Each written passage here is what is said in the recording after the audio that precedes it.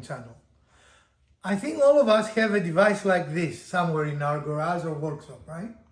Probably. Very useful, but can be improved.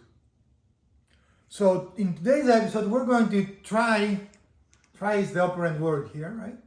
We might fail, but we're going to try to make this useful piece of equipment for our soap even more useful. So stick around. This is going to be a very good episode, and you are still our favorite viewer. We have 3D printed some holders for our filters, and now in order to prepare the fan for its next stage, we need to remove those. And they are within this rail, so that's why the front bracket has to come off for these to come out. Or at least loosened.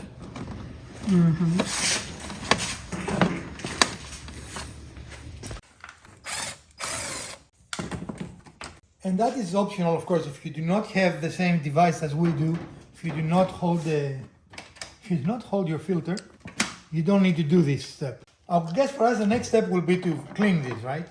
A little bit. But this is a good example of how you can combine 3D printing in your shop, right? And these have worked very well to hold those filters. All right, so next step will be to clean this. Do we even need this? We don't need them. I don't think we're going to need that for the next phase of this project. And we only had one. The other one had gone. So next is cleaning.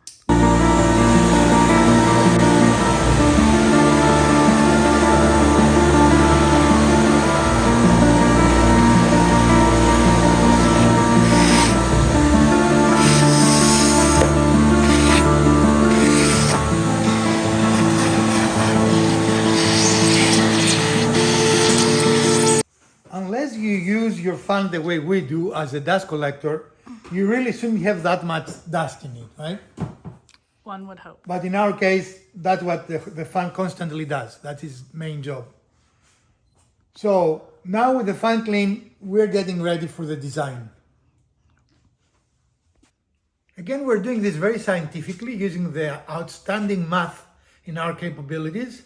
And we estimate we wanted to cut it here. You like my curved line? Love it. Make sure you follow. For that one. Make sure you use the curved. No, I'm joking. This is an approximate height for us, right? We don't know exactly what we wanted. But let's go and cut two pieces that dimension.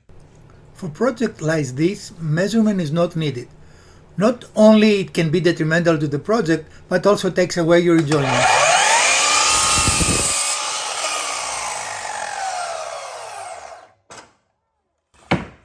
Now this is our upright. Yeah. And this one over. And here is our new and improved upright. Oh, I almost smacked you. Yeah. That's never happened in the shop before. Don't do that, friends. Do not smack your help. They don't like it for some You reason. want to do it from this end?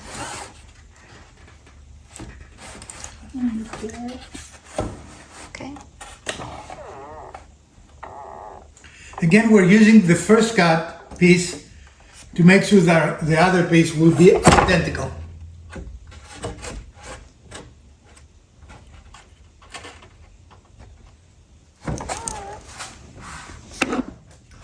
And I just realized I'm a goober head. We didn't calculate the height of the wheels and the... So I'm going to hold that. Peter, if you want to put on top of, that one. This one? And mark it. Do you want it to have to be further out, left and right, or be a square, a box? I don't think it matters unless you want to hang something from it. We're not going to Do you have hang a pencil it. over there, or did you leave it at the other station? All right, so now we've lined up the board. It is flush on this right side over here, and we're going to use the pencil underneath to make that line. And then we will go back to the chop saw and cut that, right? Yep. So we have two boards. They're stacked. We're going to make one cut and get two boards out of it. And it's right on our mark there. Again, this is not, we're not measuring anything. It's really just about looking at how the pieces fit together and marking them appropriately.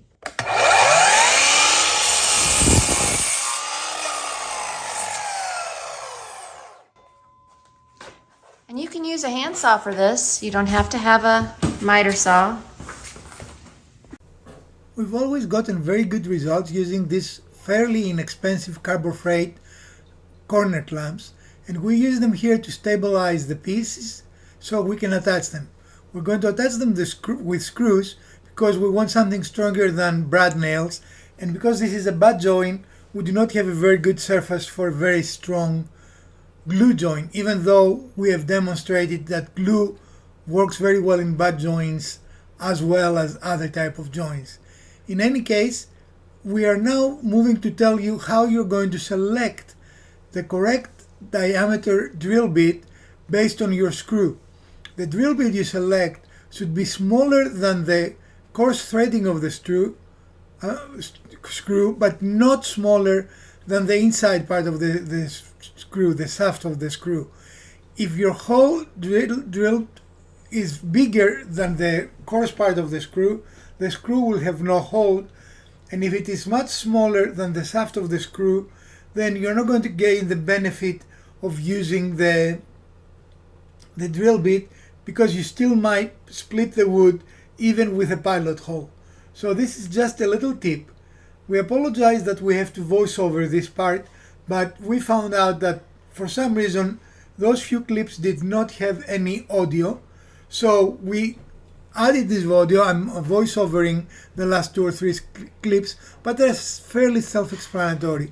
Here we're simply making the pilot holes so we can put the screws in. In this project we were lucky, we did not split any of the wood, but especially when you're that much close to the edge, a pilot hole minimizes the risk but does not eliminate the risk of splitting wood.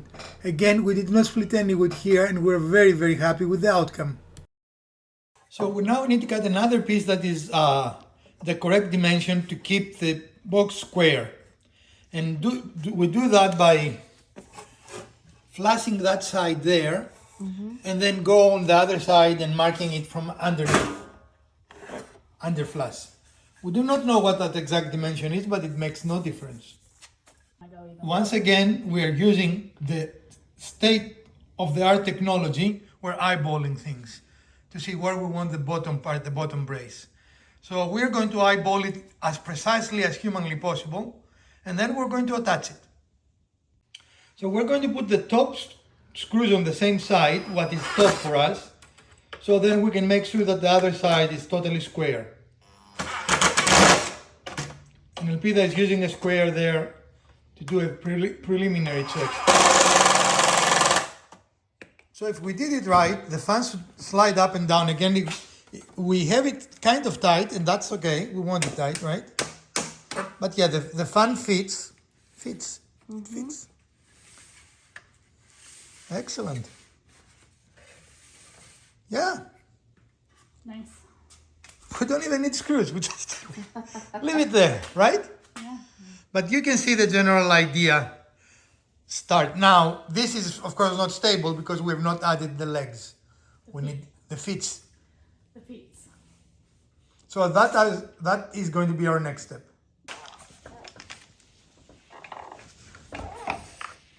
So what he's cutting right now is going to be some gussets to help support the feet on the legs of this structure.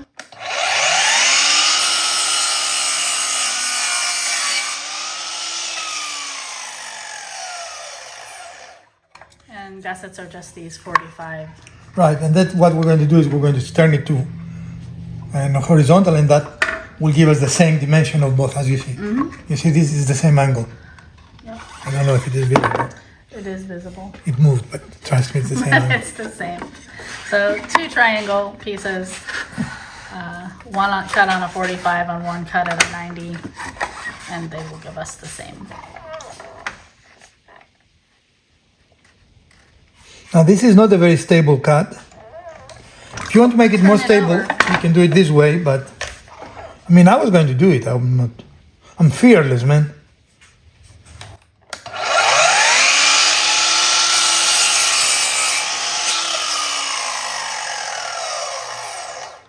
And now Is that the dimension for the rest of it? 2 triangles. Now we're gonna take the tape measure and do the length for the feet. And so we're using the top one at this length to cut the second one.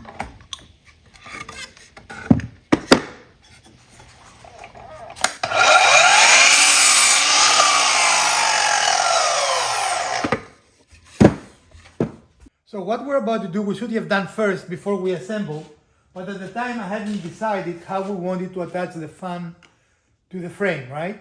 So we decided for maximum flexibility to create a channel so the fan can move up and down. So we're going to be a little bit sketchy, not a lot, not more than normal in our channel, just a tad sketchy. So we used the piece of wood to help us align to where our bit is. So you can see that the bit's gonna be here and also on the other side. We have made some marks on our test piece. Here is where we want to start our channel, and this is where we want to end our channel. So the idea is that we're gonna bring it in here, line it up, come down in here, and follow all the way down here across the bit so that we're lined up there. And then the idea is that we're going to have a channel through the middle of the board. All right. So we're gonna cut all the way through so we see the bit. And then we're gonna move it down until we get to the next mark and then stop the router, and we should have a channel that cuts all the way through like a slot. Right. And this is our test piece. Because again, we haven't used the router for some time. Do you want to record? My inexperience in full display here. This bit cannot make a through hole, can only make a channel. So we need to find something different. It needs an opening, so we need A drill bit? a drill bit this dimension. So it doesn't work because that bit is really intended to make a channel, but it gave us the dimension that we need to drill for us to get to the correct spot. Okay. Okay. Am I on film? On film? Am I on film? Yeah.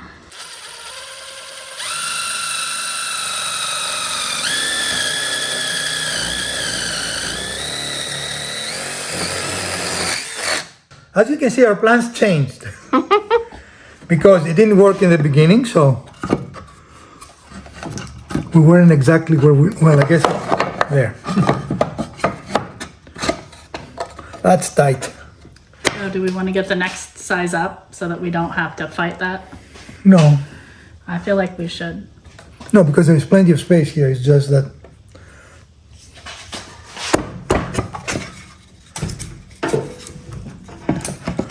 All right, folks, we're learning with you.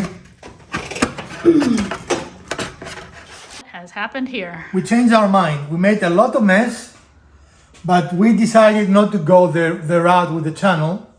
We can do it later if we decide to, but for now we decided to go a simpler way and use a paddle bit to make 2 or 3 holes on the same spot on both sides. So it will give us an option of changing it without having to fiddle with it a lot. Okay. And we had even reset a new router. And what we have done so far is put our fan in place, and you can see it's got just a little bit of room from our bottom. Made a measurement up here. We used our center finder tape measure so that we're in the middle here. And we've done likewise from the top over on this end. And then once we confirm, we'll probably do at least one more somewhere in the middle so we can have something kind of mid-range on that. And we're also going to create a story stick with this little piece to create the holes likewise at the same spot on the other side. After what felt an eternity of discussion, we think we have a plan. Yeah. So we're going to use a story stick to mark where we're going to make our holes so they will be the same on both sides of the frame. Right. And this is an evolution of a project. We didn't have an exact plan in mind. We thought we knew what we wanted to do, but we're working with what we have, the materials that we have, as well as the tools that we have, and making this work for us. Is that the same dimension, bottom to top? No, not quite. So we're doing a test hole to make sure that our bolt can pass through it. So we're using a piece of scrap. And I think we need a bigger. Yep, one size bigger. And Take 2.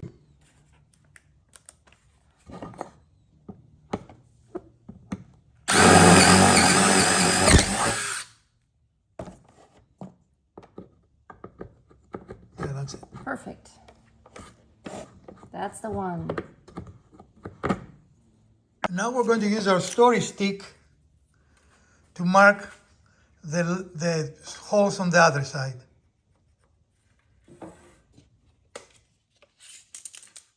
And we're using our center finding tape to make sure that we're centered on both dimensions of the wood.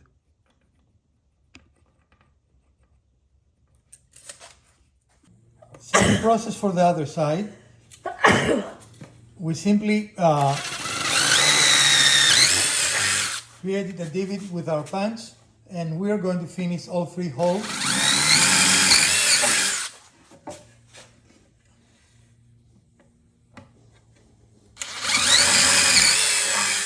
So we put the fan in position, and using the holes we already have, the pilot holes, we're going to drill the holes on the side of the fan.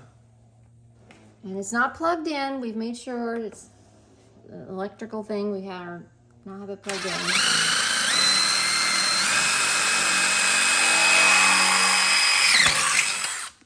And we're in. To slide it down and do the same thing for these other 2 holes. No, the holes should be the same. Oh, sorry. That's all right.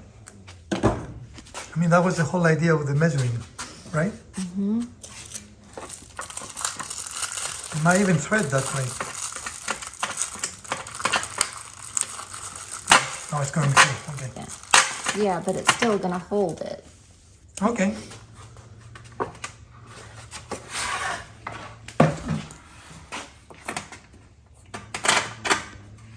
So let's see if it rotates. Yep. Very excellent. Okay, so feet and wheels. Yeah. You don't need the whole punch and the thing. Okay. Screws. As we usually do, we're using scrap wood to allow us to locate all the wheels in the very similar point, which will allow the device to track very evenly without any variations. I'll up a little one.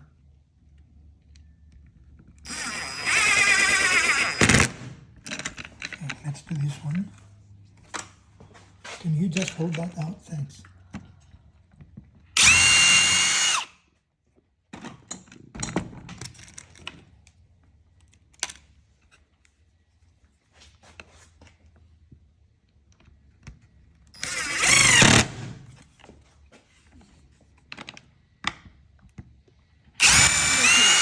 I'm sorry? Repeat until we have all 4 screws per wheel.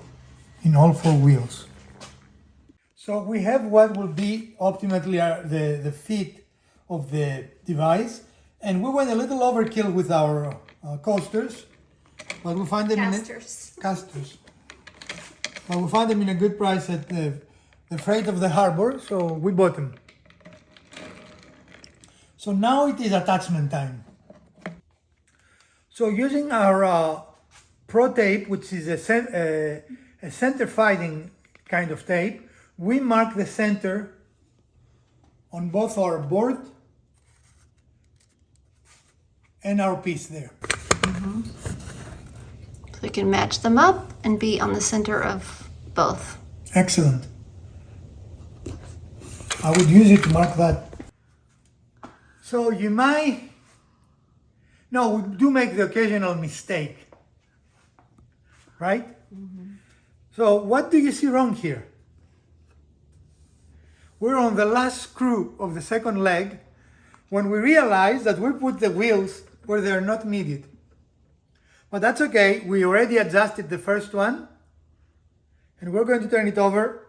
We're low of screwing so much, we do it twice. Yep. Excellent. So we're putting on the, what did you call them? They're called gussets. Gussets. Using a couple of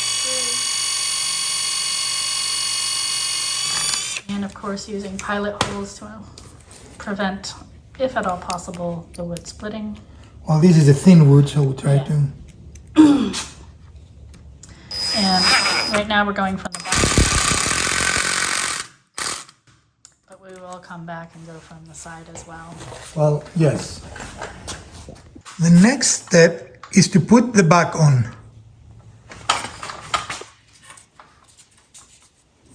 Trying to remember exactly how it goes. That looks correct to me. That is a straightforward process. We use little screws and straightforward, he said. Never say something in the shop is easy or straightforward, right? And don't lose your screws. So boy did we make some doozies today, mistake-wise, right? We did. The first one was when we took our very fine, perfectly cut leg and we made it not usable. Well, we decorated confused it for a scrap piece, Look, and it's a we smiley began. face. Yeah, it is. It It's sure a very is. nice smiley face. Yep. But anyway, things like that happen, guys, in any store. And the second was that initially we put the wheels upside down. Which would not have helped our cause. That wouldn't be good, no. No. But they are both correctable mistakes. It doesn't make a big difference. So, ladies, cost. This was about, I don't remember how much the casters were. The casters were $2 a piece. So it is a $10 to $15 cost, right? Yes, definitely. The boards were cheap. We used 1x4s, and they were not finished boards, so No, fairly and we could have inexpensive. finished them, but yeah. it's a shop thing. It is a shop thing. This is a very shoppy thing. All right, intermediate, advanced, beginner, pro beginner, kindergartner. We didn't use any advanced tools here. I think this is a beginner project. And there are things that if we, in the future, we might change, right? We're thinking of making a channel between the holes here. So in essence, from here to there, the fan will have infinite positions, right? Right. Right now, we can move it in 3 positions, top, middle, and bottom, Right. because we have made holes for the bolts inside, which just moved out of the vision. I'm sorry, yeah. But, so we have a hole there and another one right down here that we can use to adjust the height of the fan, depending on what we're using it for. In its current position, it would be more like just trying to cool off the shop here, the garage. Right. And the others, we can use it, the filter on the fan, and use it as a air cleaning Correct. apparatus. Which might be good to have always on the shop so it can pick up all the particulates in the air, right? Well, was that what we intended to build, or the build That went is very, very on target for what we said we wanted to make. All right. What was the most difficult part of it? Other than us being gooberheads and making silly mistakes. Well, I think we took some time and tried a different approach a couple of different times to make sure that we built it the way we wanted it. I think we had different ideas, and we tried and we figured out that simplistic is best. Yeah. In this case, not to make it overly complicated by putting the channel in, which we kind of wanted to do, but it turned out just much easier and more efficient to put the holes in the sides. But we might still do the channel because I like the idea. We'll do that another time, yes. Miss Elpida, Yes. what are your thoughts on the project? I think it turned out pretty much like we had anticipated as we were envisioning, other than the channel. And of course, you kind of went back and forth on that. So I think that's okay. But ultimately, I think it's going to be very functional and do what we want it to do. And we won't have to be looking for the fan every time we want to use it. Because now it's tall. Right? Yes. It is Mrs. DIY height. Oh. It's a little shorter than Mrs. DIY. Okay. All right.